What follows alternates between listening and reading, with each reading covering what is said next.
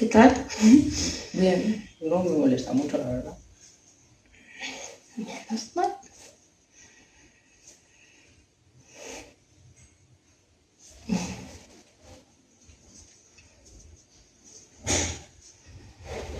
Una pena que nadie no te tocó la mandíbula. O un milagro, porque vete a saber lo que me hacían.